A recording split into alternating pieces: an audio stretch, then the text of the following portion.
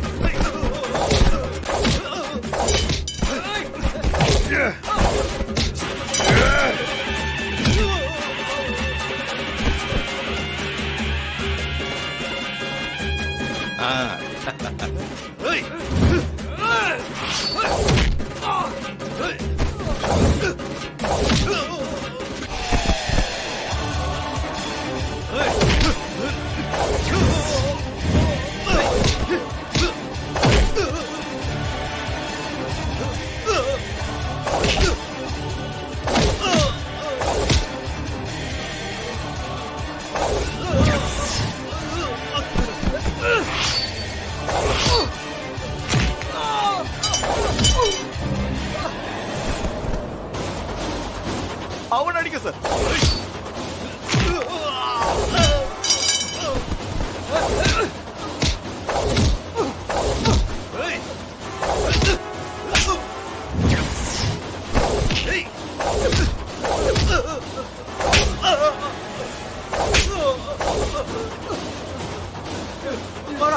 வந்துருங்க சார்.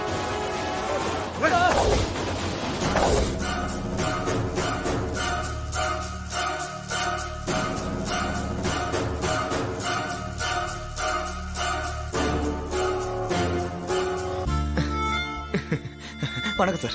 உங்களுக்கு எதுவும் ஆகல? ஐயோ ஒன்னும் ஆகல சார். ரொம்ப தேங்க்ஸ் சார், காப்பாத்துறீங்க. நீங்க எல்லாரும் பத்திரமா போங்க.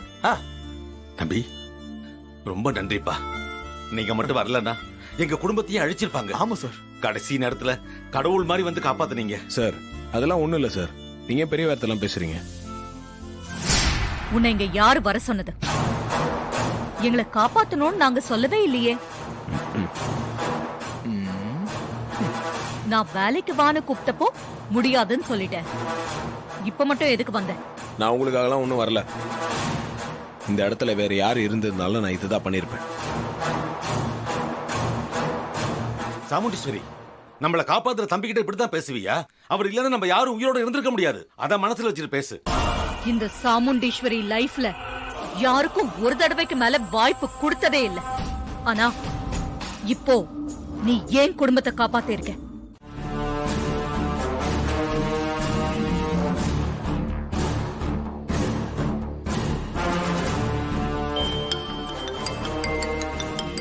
ஐயோ, சந்திரா தான் ஃபோன் பண்றான். போன்லயே வர்த்து எடுப்பாரு.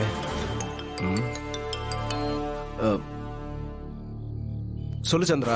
ஏங்க, ஒரு காரியத்தை எடுத்தா அதை முழுசா செய்ய மாட்டீங்களா? இப்படிதான் அரையும் குறையமா செஞ்சு அசிங்கப்படுத்துவீங்களா? சாரி சந்திரா, பிளான்லாம் பக்காவா தான் போட்டேன். எல்லாம் நல்லபடி தான் போயிட்டு இருந்தது. கடைசி நேரத்துல எவனோ ஒருத்தன் திடீர்னு உள்ள புந்து எல்லாத்தையும் சொதப்பிட்டான். என்ன பண்ண சொல்ற? விஷப்பாம்புன்னு தெரிஞ்சு சீண்டிட்டு உயிரோட விட்டுட்டு வந்தது தப்புங்க. அது இப்ப விஷத்தை கக்க ஆக்ரோஷமா இருக்க.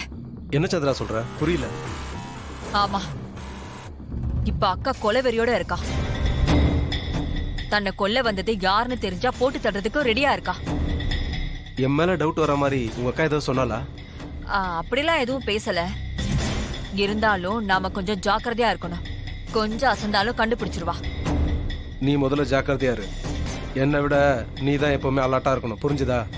இந்த அட்டம்ப்ட்ல அவ கதையை முடிச்சிடலான்னு நினைச்சேன். அது முடியாம போயிடுச்சுங்க. விடு சந்திரா, ஃபீல் பண்ணாத. எப்படிங்க ஃபீல் பண்ணாம இருக்க முடியும்? நானும் அவளும் ஒரே அப்பா அம்மாவுக்கு தான் பிறந்தோம், ஒன்னாதான் வளர்ந்தோம். ஆனா இப்ப அவளுக்கு மட்டும் மாலை, மரியாதை, கௌரவம் எல்லாமே கிடைக்கிற மாதிரி செஞ்சுட்டு என்ன டம்மியால வச்சிருக்கா. அவ மட்டும் புருஷன், புள்ள, குடும்பம்னு சந்தோஷமா இருந்துட்டு என்ன உங்க கூட வாழ விடாம பண்ணிட்டாளே. அவளுக்கு அவ சுயநலம் தானே முக்கியம். என்ன பத்தி அவ கவலைப்பட்டதே கிடையாது. உங்க அக்காக்கு அவளை தவிர வேற யாரு சந்தோஷமா இருந்தாலும் பிடிக்காது. அதான் நமக்கு கல்யாணம் பண்ணி வைக்கிற மாதிரி பண்ணி வச்சுட்டு கொஞ்ச நாள்லயே பிரிச்சுட்டா. அவ சுயநலமா இருக்கும்போது நாம சுயநலமா இருக்கிறது தப்பு இல்லைங்க. அவ சீக்கிரமா சாகணும். அவளுக்கு கிடைக்கிற மாலை மரியாதை கௌரவம் எல்லாம் எனக்கும் கிடைக்கணும்.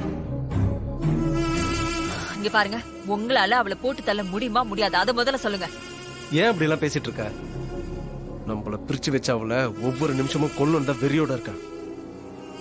அதை நடத்தி காட்டாம இந்த சிவனாண்டி ஓய மாட்டான். இல்லங்க, அத நம்ம சீக்கிரமாவே செஞ்சு ஆகணும். கோவில்ல நடந்த சம்பவத்துக்கு அப்புறம் அவ ரொம்ப கொலவெறியில இருக்கா. அவளுக்கு உண்மை தெரிஞ்சா நீங்க அவளை கொல்றதுக்குள்ள அவ உங்களை போட்டு தள்ளிடுவா. அதனால இந்த செகண்ட்ல இருந்து அவ கதையை முடிக்கிறதுக்கு பாருங்க. இப்ப சொல்றேன் சந்திரா, அவளுக்கு சாவுன்னு ஒண்ணு இருந்தா அது என் கையால தான். அதுவும் சீக்கிரமே நடக்கும் பாரு. சரிங்க, நாம ரொம்ப நேரமா பேசிட்டு இருந்ததை யாராவது பார்த்தா பிரச்சனை ஆயிடும். நான் வச்சிடுறேன். சந்திரா, இங்க பாரு, நீ எங்க நிம்மதியா இரு, புரியுதா? மத்ததெல்லாம் நான் பாத்துக்கிறேன். சரிங்க, நான் வச்சிடுறேன்.